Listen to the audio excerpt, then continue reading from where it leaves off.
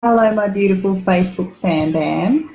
Just about to wrap up my whole evening and go to bed, and I was struck by something after a conversation today. And you guys who've watched my videos before know that I focus a lot on getting us out of our threat response so that we are not in our animal brain, so we're not in our lower centers, the fight, flight, and feed and FUCK responses that we have, our primal responses, but taking ourselves up to our higher cognition, our higher quality thought, and laughing at myself and spelling out that word instead of just saying it straight on Facebook. For some reason I feel like being polite tonight. And the three strategies that I focus heavily on are comfort, connection, and control. And of course, control is the illusion of control, because humans technically don't really control anything. Sun goes up, sun goes down, planet moves around. We don't control that.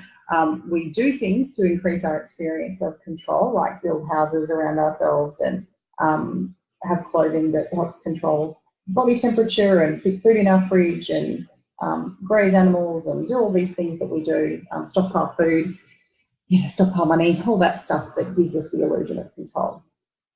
But then there's comfort and connection, and a lot of us are seeking comfort in things that don't actually provide it. So, just like with our body, if we haven't eaten enough protein and fat, we will constantly crave sugar because there's not enough actual nourishment, okay? And comfort and connection are really similar, and we're often looking for comfort in things that simply cannot give it.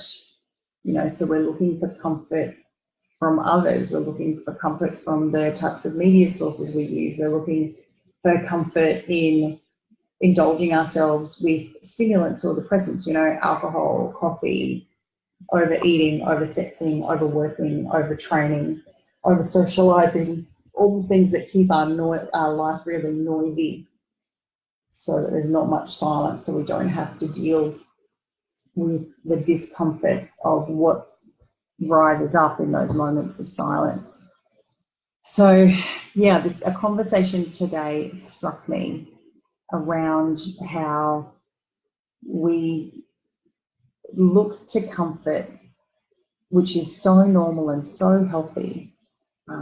And if we haven't been conditioned in ways that truly nourish us in terms of comfort, which is, physical rest, physical relaxation, caring for our body, proper nutrition, proper gentle movement, social systems that have us feel safe and supported, even simple little things like little physical pleasures like the sun on your skin or the sound of the waves of the ocean, the sound of the breeze as the trees move in the wind, those comforting physical, environmental, emotional experiences. If we don't give ourselves enough of them, we then need the comfort in the other quick fix forms. So there's not much more for me to say about that, except if you know you're in cycles of trying to comfort yourself and give yourself relief, then those needs aren't being met. And the biggest barrier I've found to people not being able to meet their needs is simply not knowing what they are, in terms of accepting and allowing their needs to just be what they are, which is they are your needs. This is a part of who you are. This is a part of being a physical animal with then some higher operating systems around language and awareness that only a few species on this planet have, and some people argue that only humans have.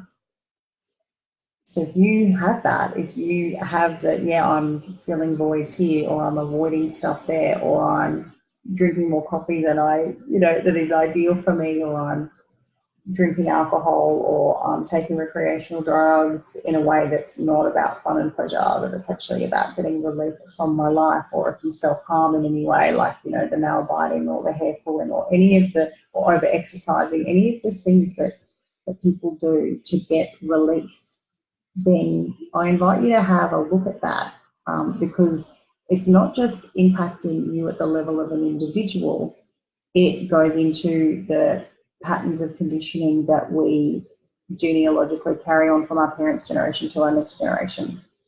It's us as a role model out there in our communities. And if we're not willing to genuinely, hi to the people joining us, if we're not willing to genuinely comfort ourselves for ourselves, then sometimes we have to look outside of ourselves and pick a negative motivation.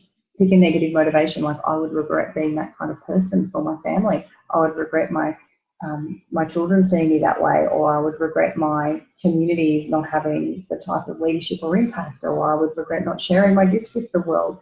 If you can't use you as enough motivation, then finding a strong enough negative motivator to give you that initial momentum, there is nothing wrong with that. We utilize that all the time in coaching about how do we get that initial momentum to move somebody and then ensure that the positive structures are there so that they then have that sustainable growth and that sustainable change. All right, that's my little bit for tonight.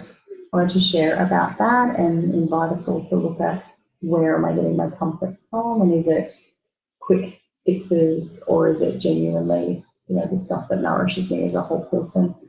I love you all. Have a great night. I look forward to sharing my stuff later with you in the week. Bye.